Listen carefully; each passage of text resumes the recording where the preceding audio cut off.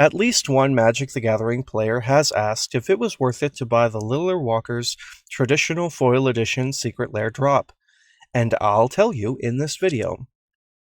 This Secret Lair, which contains 5 Planeswalkers in beautiful extended art borderless treatment and in foil, is $40 or was $40 during the pre-order time, which expired on the 14th of November of last year. As you can see, it is April now when this video is going up, and I just got those cards. Don't worry, that'll be a big part of the review.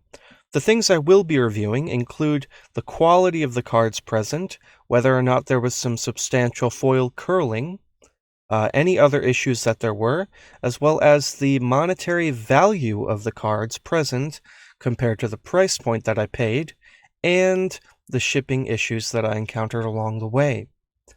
Starting out with shipping issues, because those are the first things that I had to deal with. Up until the beginning of the year, there were basically no updates, which I didn't expect there to be. That's about a month and a half of radio silence after the order confirmation, which let me know that the cards would eventually be shipped when they were prepared.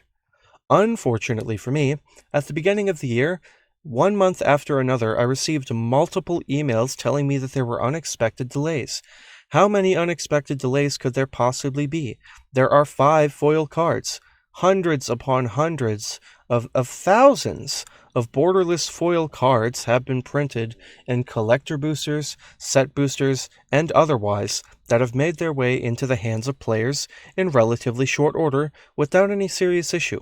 But for some reason, these cards were taking even longer, up to the point that now, at the beginning of April, I finally got cards that I paid for about 6 months ago almost, which is pretty crazy if you ask me, but kind of par for the course when it comes to Secret Lairs.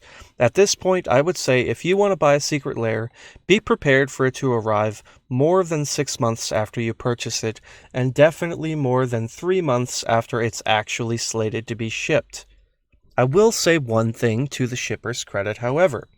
After the actual order was said to have been sent, it arrived within only a couple of days, which is pretty nice, although I do live in a southern state and apparently the shipping center was in Georgia, so I can't say for sure whether or not it was something they did right or if it was just happenstance. As far as value goes, if you were to buy these cards outright in these specific treatments, you wouldn't be able to do it for the $40 that the pre-order allowed. You would have to pay $89 for an unopened box of this, which is pretty crazy. And I definitely wouldn't want to pay that much for these cards. I was actually pretty reticent to pay that much, to pay the $40 that I did for these cards, and I bought 2 of them. So if I just sold one of the packages that I got today, I'd actually make more money than I spent on both of them combined. Although I guess with the shipping, it's about the same. The cards themselves are actually of indeterminate value. They've been fluctuating quite a bit, although the Narset has retained most of the value at $31. Garrick is sitting at about $16.90, Saheeli is at about $12.11, Elspeth is at $22.91, and Sarkhan is at $13.12. And believe me, all of these cards are very beautiful to look at in person. The foiling is actually pretty nice, the cards are very nice and smooth. As far as the actual quality of the cards goes, there was almost no foil curling at all. I was very happy about this, and because I bought 2 of each of these, I actually took the foiling cards and put them up against each other inside of the sleeves to where they'd actually press together and hopefully reduce a little bit of that foiling while they sit inside of my trade binder. Like many other Secret Lairs, there were actually bonus cards inside of these. The first was Sidewinder Sliver. Beautiful extended art, beautiful foil, only worth $1.13, and I gotta tell you, not exactly on theme when it comes to a collection of chibi walkers at all. Sidewinder Sliver obviously doesn't fit into any of the decks that those other cards really fit into at all. It's not really coherent. I don't really understand why this was a card that was chosen. And it continued because the other Secret Lair had Tempered Sliver, which is valued at even less, and also isn't a card that I would put in any of those decks. It just doesn't really make any sense to me. And you may be wondering, haven't there been other bonus cards and other secret lairs that are of higher value? And you'd be right, there have been some substantially wonderful and cool reprints of very valuable cards inside of some of these bonus little card packages. But unfortunately, that just wasn't the case with this Hasbro Pulse Secret Lair. However, I'm not really factoring that into the purchase because the only thing actually listed on the Secret Lair sale description was the 5 cards included.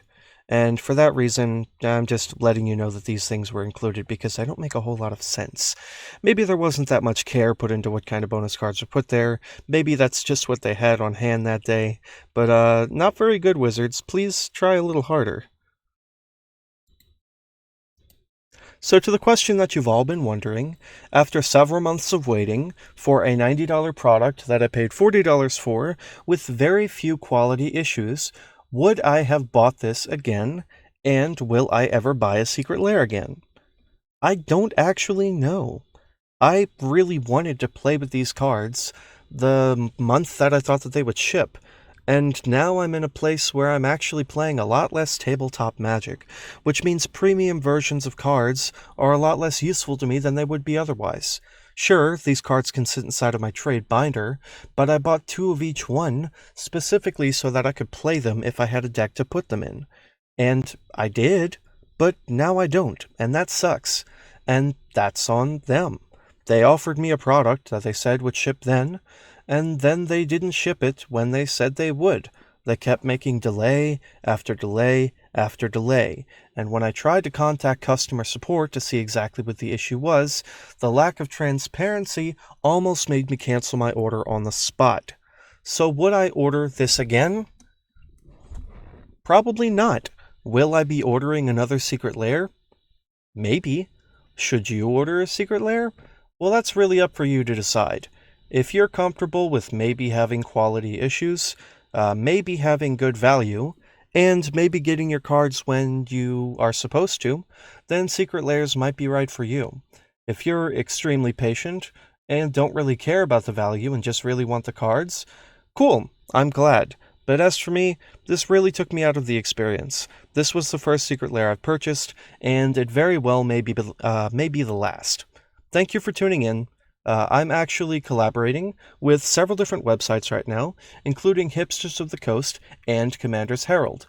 Hipsters of the Coast has been wonderful to me and has given me a weekly Commander column where I feature all sorts of things, from deck text to archetype breakdowns to set reviews and more. And on Commander's Herald, I have a bi-weekly column that features full set reviews from a Commander perspective of the most powerful cards in the format, going back from Alpha, Beta, Unlimited forward. Thank you so much to both of them for helping me to make videos like this. Thank you for tuning in, and I sincerely hope that you've enjoyed watching this video and you've got something interesting from it.